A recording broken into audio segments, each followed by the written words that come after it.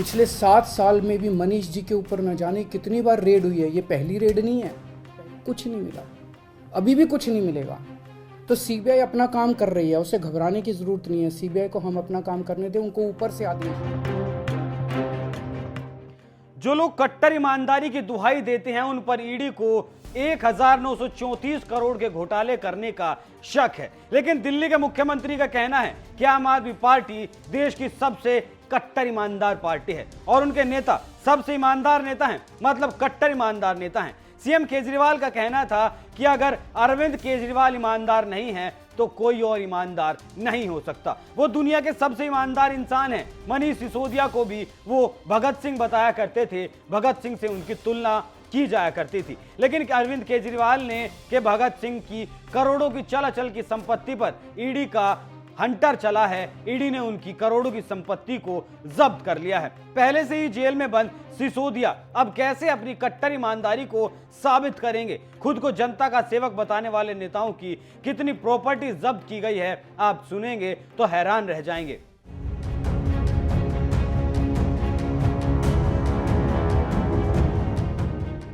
नमस्कार, NMF news देख रहे हैं आप, मैं हूं आपके साथ अभिषेक पुंडीर। ईडी ने दिल्ली के पूर्व उप मुख्यमंत्री मनीष सिसोदिया के खिलाफ बड़ी कार्रवाई करते हुए सिसोदिया, उनकी पत्नी और उनके करीबियों की करीब 52 करोड़ रुपए की संपत्ति जब्त की है। ईडी ने दिल्ली शराब नीति घोटाले में यह एक्शन लिया है। उसने मनीष सिसोदिया, अमनदीप सिंह ढाल, गौतम मल्होत्रा और राजेश जोशी की 52.24 करोड़ रुपए की संपत्ति अटैच की है। इनमें बताया गया है कि मनीष सिसोदिया की 7.29 करोड़ रुपए की दो संपत्तियां हैं। 1934 करोड़ रुपए के इस शराब नीति घोटाले में ईडी अब तक 128.78 करोड़ की संपत्ति को अटैच कर चुका है। ईडी ने मामले में मूवेबल एसेट्स यानी अचल संपत्तियों को भी जब्त किया है। इसकी कीमत करीब 44.29 करोड़ रुपए बताई गई है।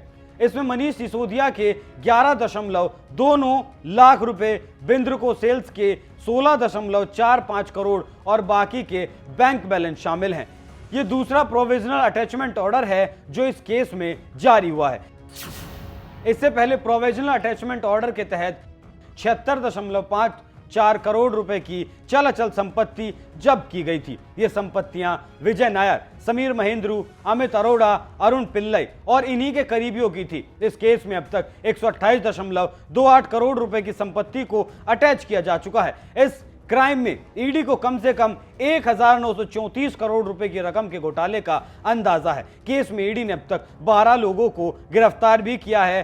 5 मामलों में उसने प्रोसिक्यूशन कंप्लेंट भी फाइल की है। अब आम आदमी पार्टी की ईमानदारी की ये बानगी भर है। अब अरविंद केजरीवाल कैसे कहेंगे कि वो दुनिया के सबसे कट्टर ईमानदार आदमी हैं? सत्येंद्र जैन की गिरफ्तारी पर केजरीवाल ने कहा था कि उन्हें फंसाया गया है। मैंने खुद उनका एक एक कागज चेक किया है, सब सही है, बस इन्हें राजनीतिक षड्यंत्र के तहत फंसाया गया है। सब कुछ सही है, लेकिन अब केजरीवाल कहां से कागज लेकर आएंगे कि यह प्रॉपर्टी मनीष सिसोदिया की नहीं है? केजरीवाल का कहना है कि पूरा शराब घोटाला फर्जी है। एक बार वो भी सुनिए। इन्होंने आरोप लगाया कि कोई साउथ लॉबी है, उस साउथ लॉबी ने आम आदमी पार्टी के लोगों को 100 करोड़ रुपए की रिश्वत दी।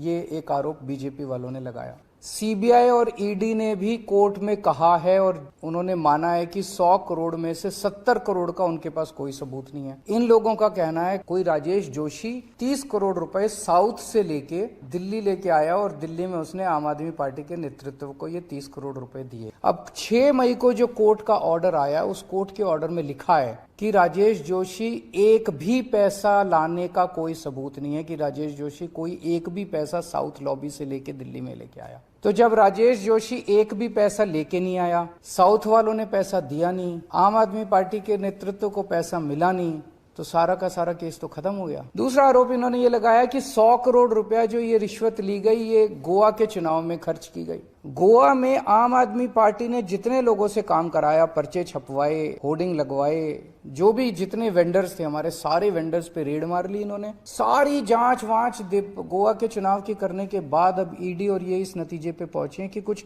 19-20 लाख रुपए आम आदमी पार्टी ने कैश में खर्च किए।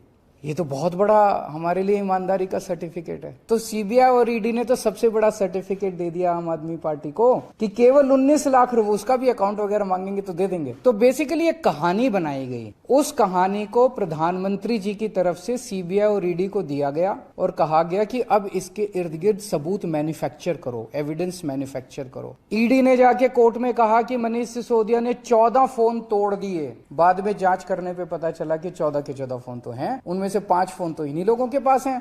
झूठ बोल के मनीष सिसोदिया की बेल नहीं होने दी, तो झूठ बोला ईडी ने। ईडी पे मुकदमा चलना चाहिए झूठ बोलने का। अब ये कोर्ट के आदेश के बाद तो साफ हो गया, ना किसी ने रिश्वत ली, ना किसी ने रिश्वत दी, ना कोई पैसा आया, ना कोई पैसा खर्च हुआ।